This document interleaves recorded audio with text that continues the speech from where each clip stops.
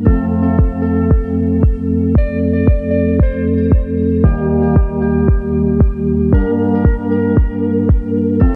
guys, welcome to SSC CGL Vlogs. My name is Arun Singh. In this section we will study about demand and supply. देखो demand and supply से related हमें 5 बातें पढ़नी है, जिसमें first topic होगा हमारा डिमांड, जिसमें हम लॉ ऑफ डिमांड के बारे में पढ़ेंगे, चेंजेस इन डिमांड के बारे में पढ़ेंगे। फर्स्ट नंबर इससे मिलता जुलता टॉपिक है जो काफ़ी सारे डिमांड का टॉपिक अप्लाई होता है, जिसमें that is types of goods. इसके बाद on third number we have to study about exceptions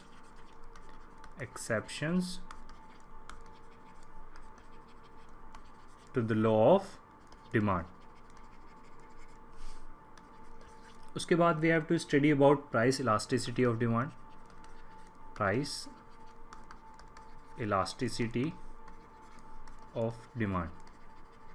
On fifth we have to study about incidence of tax। देखो ये सारे टॉपिक छोटे हैं, सिर्फ प्राइस इलास्टिसिटी और डिमांड थोड़ा बड़ा है, तो हम स्टार्ट करेंगे सबसे पहले किसमें, डिमांड से स्टार्ट करते हैं।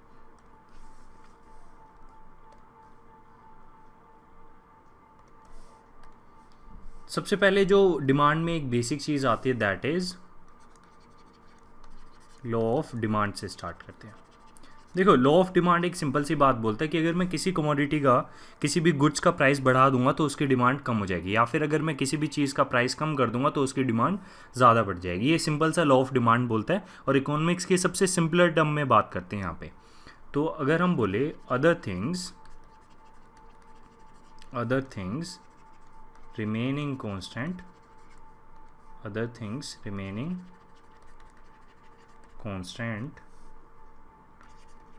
demand of a good falls with rise, demands of a good falls with rise of price and vice versa। यानी अगर मैं किसी भी गुड्स की प्राइस बढ़ा दूंगा तो उसकी डिमांड क्या हो जाएगी, कम हो जाएगी। सिंपल सी बात, दैट मीन्स कि अगर मैं किसी भी चीज़ का प्राइस बढ़ा दूंगा तो उसकी डिमांड क्या हो जाएगी, कम। सिमिलरली अगर मैं किसी भी चीज़ का प्राइस कम कर देता हूँ तो उसकी डिमांड कैसी हो जाएगी, बढ़ जाएगी। ठीक है, ये अब हमने पढ़ लिया। इसके बाद ग्राफ से देखते हैं इसको कि जो हमने पढ़ा है ये कैसे अप्लाई होता है। सपोज करिए ये मेरा एक ग्राफ है जिसमें मैं, this is my Y axis, this is my X axis. Y axis पे मैं डिनोट करूँगा हमेशा, आप जितने भी है प्राइस को हमेशा डिनोट करूँगा, और मैं पी से मानता हूँ इसको। एक्स एक्सिस पे मैं हमेशा क्वांटिटी लूँगा कि जितनी क्वांटिटी खरीदी जाएगी, और इसको मैं डिनोट करूँगा क्यू से। तो देखो अगर मैं एक स्लोप ड्रॉ करता हूँ, यहाँ पे मैंने एक स्लोप ड्रॉ करा। देखो इस स्लोप के ऊपर सपोज मैं ये वाले सेंटर पे बात करता हूँ, ये यहाँ से ऐसे बढ़ रहा है, ये यहाँ से ऊपर की तरफ बढ़ता जा रहा है। ठीक है, एक्स एक्सिस पे ये ऐसे बढ़ता जा रहा है। अगर मैं सेंटर पॉइंट की बात करूँ, अगर मैं इसको नीचे की तरफ लेकर आता हूँ तो देखो काउंट करो, सपोज यहाँ पर 0 है, 1 2 3 4 5, ये 5 पर है। इसको यहाँ से स्ट्रेट लेकर जाओ, 1 2 3 4। सपोज किसी भी चीज़ का प्राइस अगर 4 है तो उसकी डिमांड कितनी, यानी उसकी क्वांटिटी कितनी चाहिए लोगों को, 5। दैट मीन्स अगर किसी भी चीज़ का प्राइस 4 है तो उसकी क्वांटिटी कितनी चाहिए, क्वांटिटी हमें इस चीज़ की चाहिए, क्वांटिटी वी नीड 5। जब प्राइस 4 है वी नीड 5 क्वांटिटी। अच्छा, अब इसके बाद अगर मैं इस चीज़ का प्राइस, पहले मैंने क्या बात करी कि अगर मैं किसी चीज़ का प्राइस बढ़ा दूंगा तो उसकी डिमांड क्या हो जाएगी, कम। यानी इसका प्राइस बढ़ाते हैं, यानी यहाँ से ऊपर की तरफ जाएंगे तो प्राइस बढ़ेगा। सपोज इस पॉइंट पे मैं बात करता हूँ, इस पॉइंट पे अगर मैं देखूँ ये मेरा कितना बन रहा है, 4 के बाद 5 एंड 6, यानी अब प्राइस कितना है, 6। अब देखो इसकी डिमांड कितनी है, अगर मैं इसको नीचे की तरफ स्ट्रेच करूँ तो ये कुछ यहाँ पे आ रहा है। सपोज हम 2 पे मान लेते हैं, तो देखो 6 पे इसकी डिमांड कितनी होगी, 2। देखो 4 पे था तब 5 क्वांटिटी हमें चाहिए होती थी, जब मैंने उसका प्राइस बढ़ा दिया बाय 2, 4 से 6 हो गया, तो देखो कितनी कम हो गई क्वांटिटी, 3 होगी। ये कुछ नोट टू स्केल है, ये ग्राफ आप इसको समझने के लिए है कि सिर्फ समझाने में होता क्या है। अब मैं क्या करता हूँ, मैं बोलता हूँ कि अगर मैं प्राइस कम कर दूंगा तो डिमांड बढ़ेगी। ठीक है, वो वाला केस भी लेते हैं, प्राइस कम करते हैं, इस स्लोप पे नीचे की तरफ आते हैं। सपोज अब हम यहाँ पर आ जाते हैं, एक स्ट्रेच करो प्राइस पे कितना आ रहा है, देखो ये यहाँ पे आ रहा है हमारा कुछ 2 के इक्वल, यानी प्राइस अब हमने कम कर दिया, 2 प्राइस हो गया। तो यहाँ पे देखो कि इसकी कितनी क्वांटिटी चाहिएगी, इसको अगर मैं नीचे की तरफ स्ट्रेच करूँ, ये कितना आ रहा है 7, तो अब कितनी चाहिए 7। तो जो हमारा ये ग्राफ है ना, ये रिप्रेजेंट करता है इस लॉ ऑफ डिमांड को समझाने के लिए सबसे अच्छा तरीका है ये ग्राफ, कि कैसे हमें प्राइस बढ़ाने पे क्वांटिटी कम हो जाती है, यानी डिमांड कम हो जाती है, और प्राइस कम करने पे जो उसकी डिमांड है वो बढ़ जाती है। इसके अलावा other factors, other things remaining constant. देखो अदर थिंग्स क्या हो सकती है, ये लॉ कब अप्लाई होगा, जब अदर थिंग्स होगी कॉमन। देखो अदर थिंग्स हो सकती है आपकी इनकम। देखो लॉ ऑफ डिमांड में अगर आपकी इनकम ही चेंज हो गई तब ये चीज़ एप्लीकेबल नहीं होगी। तो जब आपकी इनकम सेम रहनी चाहिए, दूसरा इनकम के अलावा आपका हो सकता है आपका जो टेस्ट है, जो मार्केट ट्रेंड है, वो सेम ही रहना चाहिए। जैसे वो कोई ऐसा कपड़ा ना हो, उसकी डिमांड पे तब फ़र्क पड़ेगा जब अदर फैक्टर चेंज हो गए। जैसे मार्केट डिमांड ही चेंज होगी कि जैसे कोई पर्टिकुलर टाइप की जीन्स है वो लोग खरीदते ही नहीं है, तो उस पर अफेक्ट डालेगी ये सब चीज़ें। तो अदर थिंग्स हमारी क्या रहनी चाहिए, कॉन्स्टेंट। अदर थिंग्स में क्या क्या आ जाता है, इनकम आ जाता है, टेस्ट आ जाता है, मार्केट ट्रेंड आ जाता है। ठीक है, अब हमने क्या पढ़ लिया यहाँ पे, लॉ ऑफ डिमांड पढ़ लिया और इसको समझ भी लिया कि ये अप्लाई कैसे होता है। देखो अब लॉ ऑफ डिमांड में 2 तरह से चेंजेस हो सकते हैं, या फिर मैं बात करूँ अगर आपकी डिमांड है, जो किसी चीज़ की डिमांड है, इसमें 2 तरह से चेंजेस हो सकते हैं। जो हम डिमांड हमने यहाँ पे बात करी, तो let's talk about changes in demand. देखो डिमांड में 2 तरह से चेंजेस हो सकते हैं, डिमांड में 2 तरह से चेंजेस हो सकते हैं। देखो चेंज हो सकता है चेंज इन क्वांटिटी डिमांडेड। ठीक है, पहला चेंज हो सकता है चेंज इन क्वांटिटी डिमांडेड, या फिर इसको और क्या बोलते हैं, इसको वी से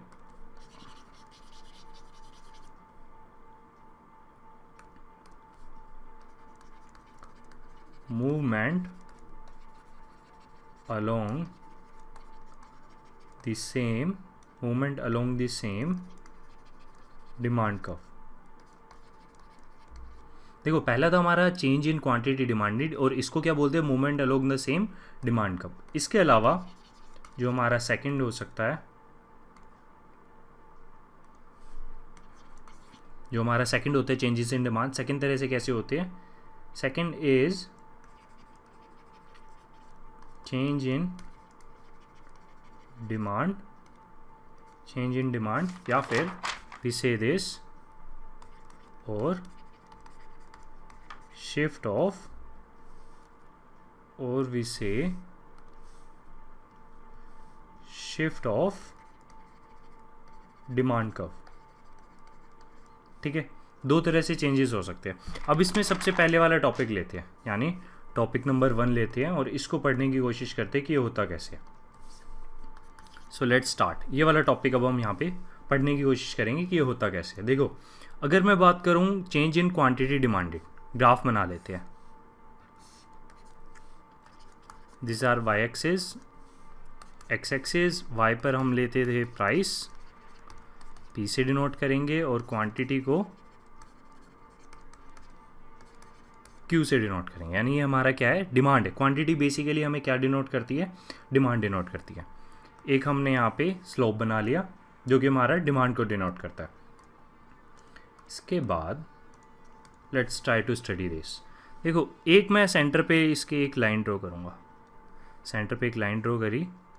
सपोज यहाँ पे हमारी क्वांटिटी कितनी थी, Q, और इस पॉइंट पे हमारी जो प्राइस था किसी भी गुड्स का तो वो P था। ठीक है, ये चीज़ हमने पढ़ ली। अब देखो ये कैसे हो सकता है, इसमें moment along the same demand curve, यानी ये कौन सा डिमांड कर्व है, ये जो स्लोप है हमारा डिमांड कर्व डिनोट कर रहा है, इसी के अलोंग मूवमेंट होगी। यानी अगर मैं इसके ऊपर चला जाऊँ, इसके ऊपर चला जाऊँ, तो यहाँ पे देखो, यहाँ पे प्राइस कितना हो गया ऊपर जाने पे, P1 अगर होएगा तो क्वांटिटी में कोई चेंज आएगा, यानी डिमांड कितनी हो गई, Q1। ठीक है, अब देखो जब प्राइस बढ़ा है तो क्वांटिटी क्या होगी, यानी हमारी डिमांड कम हो गई। लेफ्ट साइड गए तो यानी एक्स एक्सिस पे जब लेफ्ट हैंड साइड पे जाते हैं तो हम छोटी वैल्यू की तरफ जाते हैं, ठीक है। अब अगर मैं इस स्लोप से थोड़ा नीचे आऊँ, अगर मैं यहाँ पर आऊँ तो यानी यहाँ पर आने पे मैंने प्राइस को क्या कर दिया P2, और जब y से नीचे की तरफ आते हैं तो हमने प्राइस कम करा हुआ ऊपर से नीचे आते हुए। अब यहाँ पर जब मैं इसको नीचे की तरफ लाऊंगा तो अब मेरी क्वांटिटी कितनी होगी, Q2, यानी डिमांड बढ़ गई जब मैंने प्राइस कम कर दिया इस पॉइंट पे। तो मूवमेंट यहाँ पे कहाँ पे हो रही है, इसी डिमांड कर्व के अलोंग हो रही है, या तो ऊपर जा रहा है या फिर नीचे जा रहा है, ठीक है। तो इसमें दो बातें होती है, यानी चेंज इन क्वांटिटी डिमांडेड या फिर movement along the same demand curve में दो बातें होगी। पहला होगा या तो एक्सटेंशन एंड सेकंड हो सकता है हमारा कॉन्ट्रैक्शन। अच्छा इसमें बताओ कि जब हमारा एक्सटेंशन हुआ, एक्सटेंशन यानी Q से एक्सटेंड हुआ, Q से कितना हुआ, Q2। एक्सटेंशन कहाँ से कहाँ तक हुआ, Q2 किस में एक्सटेंशन हो रहा है, डिमांड में। कॉन्ट्रैक्शन हुआ कहाँ से हुआ, Q2 Q1 कम हो गया ना, कॉन्ट्रैक्ट कर गया वो यानी कम हो गया, और एक्सटेंड हो गया यानी डिमांड हमारी बढ़ गई, एक्सटेंड हो गई डिमांड। इसके बाद अच्छा अब रीज़न क्या है, जो हमारी मूवमेंट हो रही है इस डिमांड कर्व के अलोंग, इसका रीज़न क्या है, reason is change in price, यानी जो मूवमेंट हो रही है, द रीज़न फॉर मूवमेंट क्या है, चेंज इन प्राइस। जब हम प्राइस चेंज कर रहे हैं तो हमारी एक्सटेंशन हो रही है या फिर कॉन्ट्रैक्शन हो रही है। इसी में अच्छा अगर मैं इसको डिफाइन करने लगूँ तो मैं यहाँ पे बोलूँगा, ध्यान से सुनना, demand changes due to the change in price of commodity alone, other factors remain constant. That means कि जो हमारी डिमांड होगी ये कब चेंज करेगी, when price of commodity changes, और यहाँ पे अदर फैक्टर्स क्या रहेंगे, अदर फैक्टर्स रिमेन्स कांस्टेंट। अच्छा अब इसमें दो ही हो सकता है, या तो एक्सपेंशन जो कि हमने एक्सटेंशन से यहाँ पे लिखा है, तो क्या हो सकता है, सॉरी फर्स्ट पे लिखते हैं एक्सपेंशन, सेकंड पे लिखते हैं कॉन्ट्रैक्शन, यानी एक्सपेंशन ऑफ डिमांड होगा और कॉन्ट्रैक्शन ऑफ डिमांड होगा। अच्छा इसका मतलब क्या, एक्सपेंशन में क्या हो रहा है, एक्सपेंशन में डिमांड बढ़ रही है, किस पे, high demand at lower price, और कॉन्ट्रैक्शन में क्या हो रहा है, लो डिमांड। देखो कॉन्ट्रैक्शन की बात करते हैं, ये Q1 पे आया था कॉन्ट्रैक्शन, लो डिमांड है, यहाँ पे देखो low demand at high price, price बढ़ गया था P1, low demand at high price. अच्छा एक नॉर्मल सी बात है कि अगर मैंने यहाँ पे किस चीज़ का पढ़ा कि जब मेरा प्राइस ऑफ कमोडिटी चेंज होगा तब मेरे अदर फैक्टर्स कांस्टेंट रहेंगे, तब दो बातें हो सकती है, या तो एक्सटेंशन हो सकता है या फिर कॉन्ट्रैक्शन हो सकता है।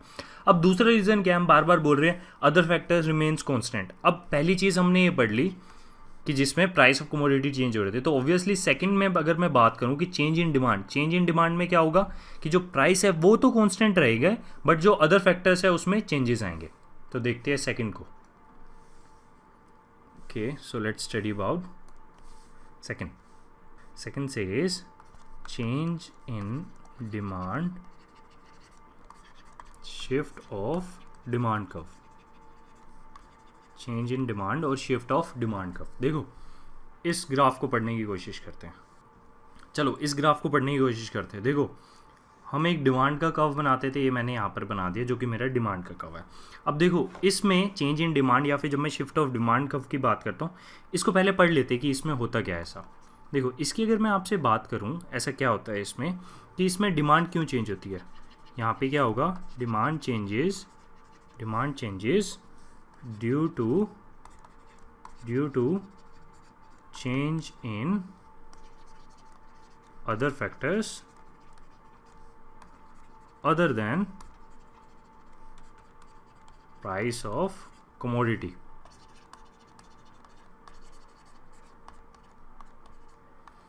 देखो अब ऐसा क्यों होता है, इसमें दो ही बातें होगी फिर से कि अगर अदर फैक्टर्स चेंज होंगे और प्राइस उस सामान का सेम रहे तब भी डिमांड में चेंज आ सकता है।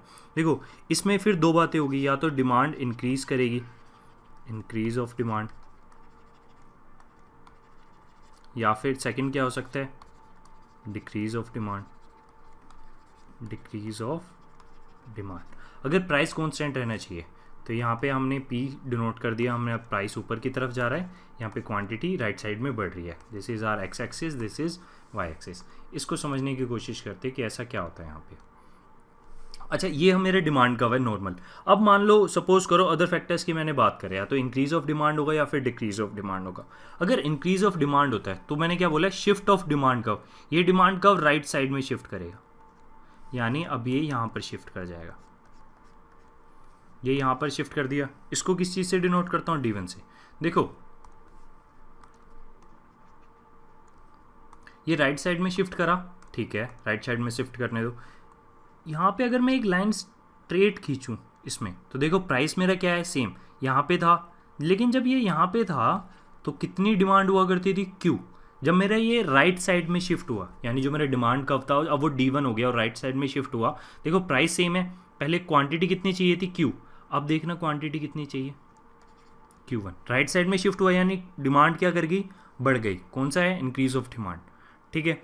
दूसरा क्या हो सकता है, दूसरा हो सकता है कि अगर ये लेफ्ट साइड शिफ्ट कर जाए, तो देखो यहाँ पे भी प्राइस कितना है, सेम, प्राइस तो सेम ही रह रहा है उस चीज़ का, लेकिन अब क्वांटिटी कितनी हो गई, Q2, तो यानी लेफ्ट साइड में चला गया, यानी ये कॉन्ट्रैक्शन हुआ, और जब Q1 की साइड गया तो बढ़ा।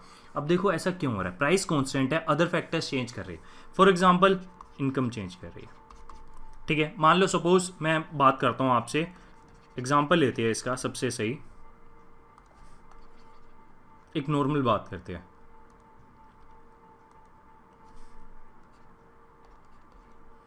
मारुति 800 की बात करते हैं, and let's go back two year 2005, let's go back two year 2005। अच्छा, सबकी इनकम क्या थी, नॉर्मल। मारुति उस टाइम पे कार महंगी हुआ करती थी, मारुति ठीक आती थी, ज़्यादा महंगी नहीं थी। उस पॉइंट ऑफ टाइम पे लोगों के पास कम पैसा हुआ करता, तो जैसे जैसे पैसा आने लगा लोगों ने क्या करा, मारुति 800 को ख़रीदना स्टार्ट करा, ठीक है। लोगों के पास पैसा आया, यानी कौन सी चीज़ रही, अदर फैक्टर्स चेंज करे। क्यों, मारुति अगर मैं बात करूँ 800 तब 2 लाख की आती थी, बाद में भी 2 लाख की आई, लेकिन लोगों के पास ज़्यादा आ गया तो इसकी डिमांड क्या कर गई, बढ़ गई। क्यों, क्योंकि लोगों के पास पैसा आने लगा, उनकी इनकम बढ़ने लग गई, ठीक है। अब मैं बात करता हूँ 2005 से, लेट्स गो टू 2010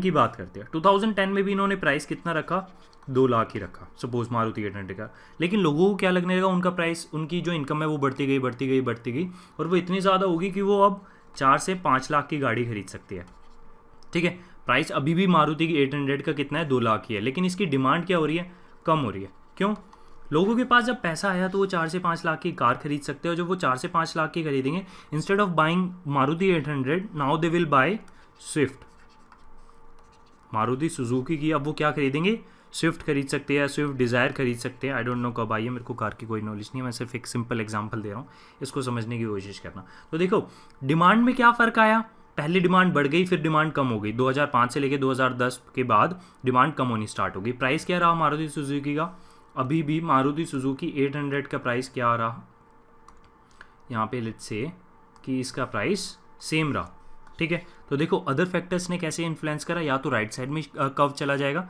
या फिर कहाँ पे चला जाएगा, लेफ्ट साइड में। लेफ्ट में जाएगा तो क्वांटिटी कम होगी, यानी डिमांड कम होगी, राइट में जाएगा तो डिमांड जो है उसकी वो बढ़ेगी, और प्राइस इस चीज़ में क्या रहेगा, कांस्टेंट रहेगा। और अदर फैक्टर्स की जैसे मैंने आपकी बात करी, अदर फैक्टर्स क्या क्या हो सकते हैं, income of the buyer, consumer trend हो सकता है, कंज्यूमर का टेस्ट हो सकता है, ठीक है। इन सब बातों पे डिपेंड करता है। तो अब हमने किस चीज़ को यहाँ पे अच्छे से पढ़ लिया। अच्छा, एक चीज़ यहाँ पे रह गई है, दैट इज़ कि रीज़न क्या होता है, reason for shifting of demand curve, shifting of demand curve, other factors, ठीक है। अदर फैक्टर्स यहाँ पे रीज़न है इसकी शिफ्टिंग का, ठीक है। ये सारी चीज़ें अब हमने पढ़ लिया। अब हमें पढ़ना है इसके बाद, ये लॉ ऑफ डिमांड यहाँ पे ख़त्म हो गया, ये 2 ही तरह के लॉ ऑफ डिमांड में पढ़ना था, ये ख़त्म हो गया। So guys, this is the end of demand. Next part में हम पढ़ेंगे डिफरेंट टाइप ऑफ गुड्स, और उसका डिमांड से क्या रिलेशन है वो देखेंगे। Thank you so much guys.